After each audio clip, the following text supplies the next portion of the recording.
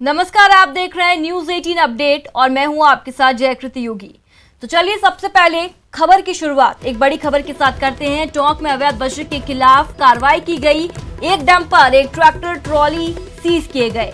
महेंद्रगढ़ थाना पुलिस ने इस कार्रवाई को अंजाम दिया। दोनों ड्राइवर को यहां पर गिरफ्तार किया गया।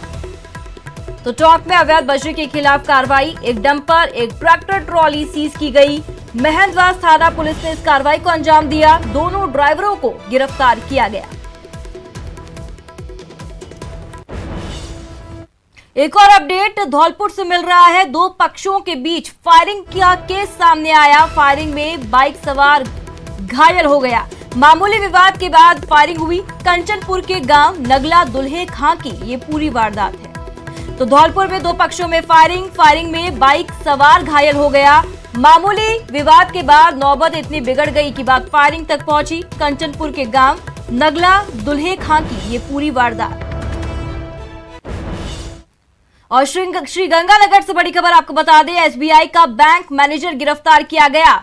तो यहां पर 68 लाख रुपए गबन का आरोप है। केसीसी के खातों में घपला किया था। एक अन्य आरोपी की तलाश जारी है।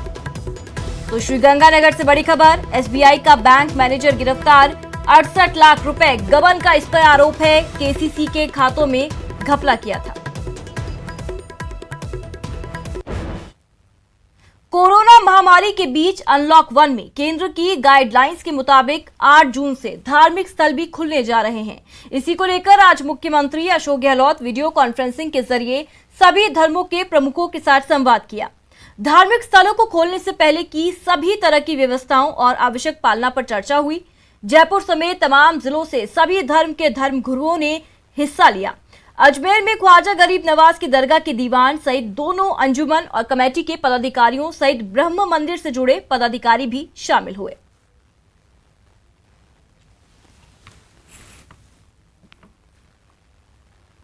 देखिए, ऐसा है कि जो परिस्थितियां बनी हुई हैं और जैसा अभी पिछले 2-4 दिनों में जो स्थितियां संक्रामक स्थितियां होकर के जो लोग संक्रमण ग्रसित हुए, उसको देखते हुए शायद ये मीटिंग इसीलिए आहूत की गई, ये वीसी इसीलिए आहूत की गई, जहां उनको जो लोग आते हैं उनको रेगुलेट करना, उन पर डिसिप्लिन रखना, उन पर अनुशासित तरीके से उनको कैसे वो रह पाएँ, ये एक बहुत बड़ी आवश्यकता है। अभी सबकी राय एक ही थी, क्योंकि कोई बड़ा मंदिर है, कोई बड़ी मस्जिद है, कोई छोटा मंदिर है, कोई छोटी मस्जिद है। सोशल डिस्टेंसिंग सब जगह नहीं हो सकती।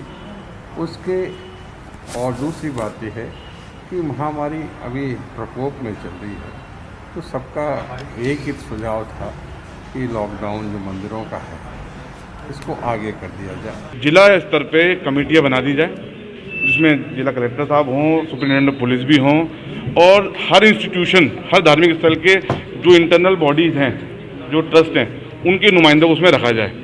उसके बाद में वो जो इंटरनल बॉडी, इंटरनल ट्रस्ट हैं, जो दरगाहों के हों चाहे मंदिरों के हों, वो एक पेपर वर्क करके प्रपोजल कलेक्टर महोदय को दें।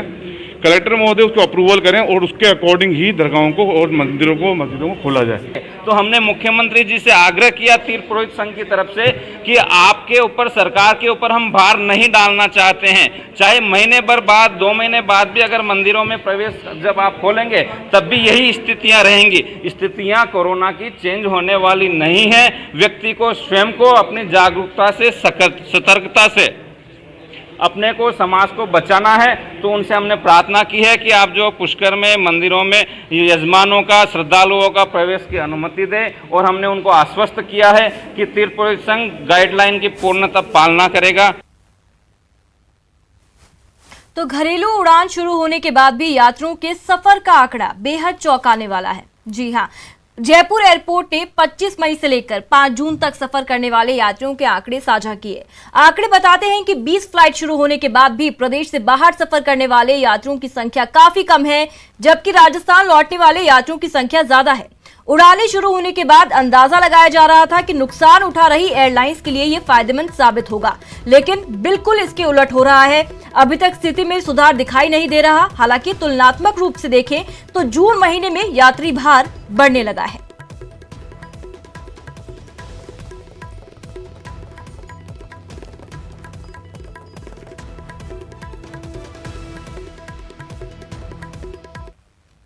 आमदनी अठन्नी और खर्चा रुपया, कुछ यही हाल है जयपुर नगर निगम का। कोरोना काल में निगम की आमदनी बिल्कुल ठप है, लेकिन खर्चे जस के तस। आखिर कंगाल होने की कगार पर कैसे पहुंचा जयपुर नगर निगम, देखिए इस रिपोर्ट में। पिंक सिटी की सुंदरता पर लगेगा ब्रेक। कंगाल होने की कगार पर नगर निगम। आमदनी अठन्नी और खर्चा रुपया। पिंक सिटी जयपुर की सूरत और सीरत संवारने का जिम्मा नगर निगम के कंधे पर है, लेकिन कोरोना काल में आमदनी रुक जाने से निगम की हालत खस्ता है। वहीं दूसरी तरफ खर्चे लगातार जारी हैं। निगम की आमदनी और खर्चे की बात करें तो चुंगी के रूप में 33 करोड़ 70 लाख की आमदनी, 30 करोड़ रुपए प्रति माह वेतन मद में खर्च, सफाई कर्मचारियों के वेतन पर प्रति माह 6 करोड़ खर्च, हिंगोनिया गौशाला पर प्रति माह 3 करोड़ खर्च, बिजली बिल और अन्य मद में 12 करोड़ का खर्च। निगम के पास बैलेंस मात्र 2 करोड़। निगम की जो अभी इनकम के स्रोत कम हो गए हैं और लॉकडाउन की वजह से और टैक्स वगैरह रेवेन्यू जनरेट नहीं हो पा रही है, तो उससे कुछ रेवेन्यू प्राप्त होने से थोड़ा सा निगम को हेल्पफुल रहे। बैंक बैलेंस तो टैक्स वगैरह मिलते रहते थे, रेवेन्यू आता रहता था।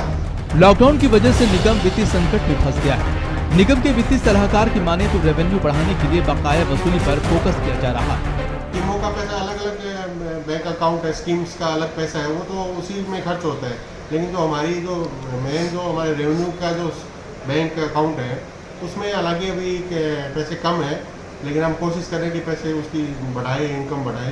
अभी लॉकडाउन में हट गए तो थोड़ा सा रेवेन्यू वसूली का भी अभी यूडी टैक्स में भी जो छूट की है ना, उसको 30 सितंबर तक सरकार ने बढ़ा दी है। हालांकि निगम को राज्य सरकार ने हाल में 15 करोड़ रुपए की आर्थिक सहायता दी, लेकिन कोरोना संक्रमण रोकने के कार्यों में निगम ने वो पैसे खर्च कर दिए। अब सिर्फ बकाया वसूली ही नगर निगम को कंगाली के कगार से वापस ला सकती है। दीपक व्यास, न्यूज़ 18 राजस्थान, जयपुर। कोरोना काल में आंदोलन का अंदाज भी बदल गया है। मरुधरा के बेरोजगार इन दिनों सड़कों पर उतरने की जगह ऑनलाइन आंदोलन कर अपनी मांगों की तरफ सरकार का ध्यान आकर्षित करवा रहे हैं।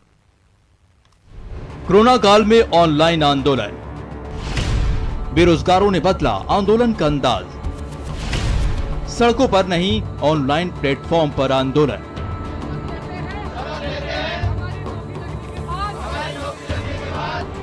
जी हां, इसे कोरोना इफेक्ट ही कहेंगे, जिसने आंदोलन के अंदाज को बदल दिया है। कल तक विभिन्न प्रतियोगी परीक्षाओं के बेरोजगार अभ्यर्थी अपनी मांगों के समर्थन में सड़कों पर उतरते थे, शपथ लेकर नारेबाजी और प्रदर्शन करते थे।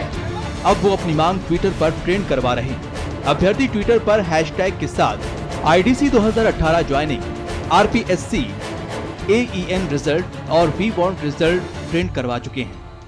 मैं RPSC AEN 2018 भर्ती का अभ्यर्थी हूं और ये जो परीक्षा है ये अपने परीक्षा के मुख्य परिणाम की वजह से कई दिनों से अटकी हुई है और हमारी जो मांग है वो हमने सरकार तक सोशल मीडिया और ट्विटर के माध्यम से पुरजोर तरीके से रखी भी है, लेकिन सरकार इस पर ध्यान नहीं दे पा रही है। और इस वर्तमान समय को देखते हुए हमने हमारे गांधीवादी तरीके से ये जो मांग है ये रखी है। अभ्यर्थियों की मांग का ऑनलाइन आंदोलन हाल में ऑल इंडिया लेवल पर ट्विटर पर टॉप ट्रेंड में ट्रेंड कर चुका है। वहीं राजस्थान में नंबर 1 बना रहा। इस आंदोलन से सरकार पर संबंधित परीक्षाओं के अंतिम परिणाम जारी करने का दबाव बढ़ा है। समस्त छात्र ट्विटर के माध्यम से सरकार से निवेदन कर रहे हैं, ज़्यादा से ज़्यादा ट्वीट करके इंडिया के नेशनल ट्रेंड में इस ट्वीट को लाया गया है। मैं राजस्थान AEN भर्ती परीक्षा का, उसमें मुख्य परीक्षा मैंने दे रखी है अभी, उसका मैं अभ्यर्थी हूँ और ये परीक्षा का नोटिफिकेशन लगभग 2018 अप्रैल में इसका नोटिफिकेशन जारी हुआ था और अब तक इसका जैसे प्रीलिम्स और मेंस इसके हो चुके हैं और अभी भी इसमें इंटरव्यू बाकी है, जिसका अभी मुख्य परीक्षा का ही परीक्षा का परिणाम अभी तक जारी नहीं हो पाया है। तो और ऐसी व्यथा से हमारे RS वाले भाई भी गुजर रहे हैं और हमने काफ़ी बार ट्विटर के माध्यम से काफ़ी बार इंडिया ट्रेंड में आकर भी छात्रों की ये मांग को हमने काफ़ी बार सरकार तक पहुंचाने की कोशिश की है। प्रदेश में 2013 से लेकर अब तक हुई कई भर्ती परीक्षाओं के परिणाम अभी तक अधर में लटके हुए हैं और उसे लेकर बेरोजगार अभ्यर्थी परेशान हैं। उन्हें उम्मीद है कि ऑनलाइन प्लेटफॉर्मों पर उठाई जा रही उनकी आवाज को गहलोत सरकार जरूर सुनेगी। महेश दाधीच, न्यूज़ 18 जयपुर। चंद बरदाई के वंशज की जुबानी सांभर की कहानी, किसको और क्यों मिला? देवी का वरदान देखिए रात 8:26 पर न्यूज़ 18 राजस्थान पर।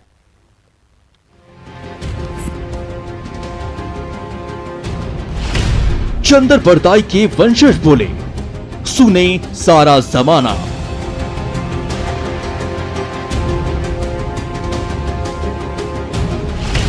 कहां से आया धोरों में रुपहला खजाना?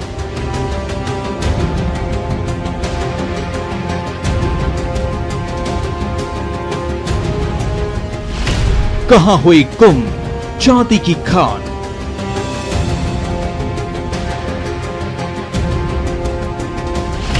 किसको और क्यों मिला देवी का वरदान?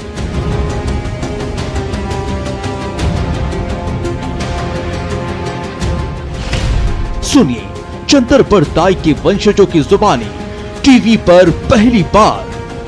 राजा वासुदेव जी ने अपने कुलदेवी के नाम शाकंभरी जी के नाम से सांभर बसाया। देखिए रात 8:26 पर न्यूज़ 18 राजस्थान पर। और यहाँ रुकेंगे एक छोटे से ब्रेक के लिए। स्वागत है।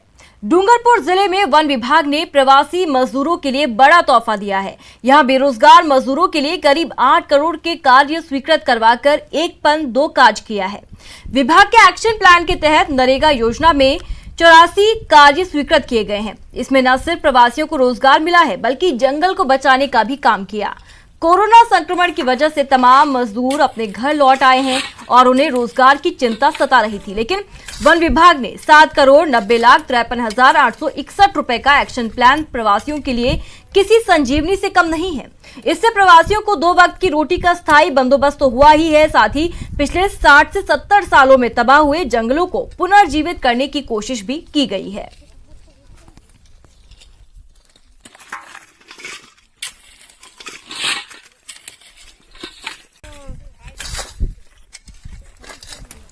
थार के रेगिस्तान में रहने वाले लोगों के लिए अच्छी खबर है। अब उन्हें बूंद बूंद के लिए नहीं तरसना होगा। केंद्र शुष्क एवं अनुसंधान केंद्र जोधपुर ने एक नया प्रोजेक्ट बनाया है जिससे यहाँ के लोग आत्मनिर्भर बन जाएंगे। खास बात यह है कि इस प्रोजेक्ट के लागू हो जाने के बाद एक परिवार अपनी घर की छत से पूरे साल भर पीने के पानी का इंतजाम कर सकता है। पश्चिमी राजस्थान के कई जिले थार के रेगिस्तान से घिरे हैं और इन लोगों को मानसून की बारिश में पीने का पानी सबसे बड़ा जरिया माना जाता है, लिहाजा इससे लोगों को बड़ी राहत मिलेगी। इस प्रोजेक्ट का फायदा राजस्थान में ही नहीं देश भर के लोगों को हो सकता है और लोग आत्मनिर्भर बन सकते हैं। हमारा संस्थान केंद्रीय सूक्ष्म क्षेत्र अनुसंधान संस्थान ने जल संरक्षण की तकनीकों पर बहुत काम किया है और छत से वर्षा का जल इकट्ठा किया जा सकता है। आप मेरे पीछे देख रहे हैं कि हमने संस्थान की छत से वर्षा जल को इकट्ठा किया हुआ है और लगभग 300 क्यूबिक मीटर जल को इकट्ठा किया हुआ है। कोरोना काल में खेती का तरीका भी बदलने लगा है। जी हां, धान की खेती के लिए इस बार मजदूरों की किल्लत की वजह से परंपरागत तरीके की जगह अब सीधी बिजाई ले सकती है।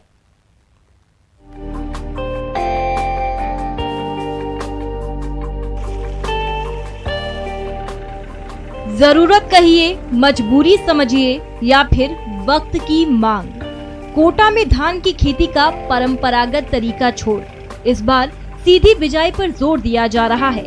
मतलब धान की रोपड़ी ना कर सीधे बीज की बुआई। कुछ तो फिर नया अपने को विकल्प ढूंढना पड़ेगा। धान की अगर रुपाई नहीं होगी तो क्या करें। फिर हमने सोचा भी इसको सूखे में ही बिजाई करते हैं, जैसे गेहूं की बिजाई करते हैं। इसमें अपने को सूखे में बिजाई करके आधा इंच, ज़्यादा गहराई में नहीं, आधा इंच बिजाई करके ऊपर पानी लगाना है हाथों हाथ। पहले स्प्रे करनी है उस पर कचरे की स्टॉम्प और उसके बाद फिर हमने इस पे पानी लगाना। दरअसल मजदूरों की कमी की वजह से किसान सीधी बिजाई के जरिए धान की खेती पर जोर दे रहे हैं ताकि इस बार उनका खेत पड़ती ना रह जाए। जानकार ये भी मान रहे हैं कि हाँ दिक्कत है पर फायदे भी हैं। सीधी बिजाई पर खर्च कम, सीधी बिजाई से पैदावार भी अधिक, पानी की भी होगी बचत, भूमि की भौतिक दशा में सुधार, पर्यावरण में भी होगा सुधार। पंजाब में खेती का ये तरीका पहले से ही अपनाया जा रहा है, लेकिन कोरोना काल में अब राजस्थान में भी सीधी बिजाई पर जोर है, लेकिन किसानों की अलग ही आशंकाएं हैं। कम खर्चे वाली हो तो फिर उधर जो उपजवारी में कम निकलेगा, किसान को तो घाटा है ना। बहुत ही ज़्यादा दिक्कत आ रही है, किसान परेशान हो रहे हैं और जो भी है बुआई कर रहे हैं इसमें बहुत ज़्यादा समस्या आई है। बहुत लोगों को साधन नहीं है, ओढ़ने के मशीनें नहीं है, तो बहुत ज़्यादा। जाहिर तौर पर जोर शोर से तैयारियां चल रही हैं। धान की खेती का सीजन जो आ गया है, इस बार खेती का तरीका बदला है और अगर ये काम करता है तो आने वाले समय में सीधी बिजाई राजस्थान के लिए काफी फायदेमंद हो सकता है, क्योंकि सीधी बिजाई में पानी कम जो लगता है। कोटा से न्यूज़ 18 के लिए शाकिर अली की रिपोर्ट। उदयपुर के आदिवासी अंचल के ऐसे किसान से आपको मिलाते हैं जिसने अपनी मेहनत की बदौलत बंजर जमीन को हरा भरा बनाकर आत्मनिर्भरता की नई मिसाल पेश की। आत्मनिर्भर भारत थोड़ी है तो जमीन मंगरी ही और ऊंचा पहाड़ है, तो जो अपना खातादारी है तो खाता में आए पैसों कहीं भी है तो मेरे इसको विचार किया, थोड़ा थोड़ा ध्यान की दो मेरे मंगरी तोड़ूंगा तो थोड़ी थोड़ी तोड़ूंगा, 1-2 महीना 3 महीना 4 महीना 5 महीना 6 महीना 16 साल भर लगेगा। जितने पण आप खेती तोड़ा यो पहाड़ तोड़ूंगा खेती निकलेगा और आप मलवा नाकांगा और खेती आप शुरू करूंगा। शंकर लाल की हाड़ तोड़ मेहनत से मिली सफलता के बाद पूरे इलाके में चर्चा शुरू हो गई और राज्य सरकार सहित विभिन्न संस्थाओं ने शंकर लाल को प्रशस्ति पत्र देकर सम्मानित किया। वर्तमान में शंकर लाल कृषि विभाग के चहेते किसान हैं और विभाग समय समय पर शंकर लाल को सुझाव देने के साथ सहायता देता है। बहुत मेहनती किसान है और इन्होंने पहले यहाँ ऐसी जमीन थी, इन्होंने ट्यूबवेल करवाया और पहले मक्का और गेहूं की खेती करते थे अधिकतर। फिर मैंने कहा मक्का और गेहूं की खेती में इनको ज़्यादा पैसा नहीं मिलेगा, आप सब्जी की तरफ आओ और जैविक खेती करो ताकि इनकम भी आपको ज़्यादा मिले, यानी भाव भी आपको ज़्यादा मिलेगा और किसान आम जन को आप अच्छा सब्जी वगैरह उपलब्ध कराओगे। हाल में पीएम मोदी। और इसी के साथ इस बुलेटिन में फिलहाल इतना ही। नमस्कार।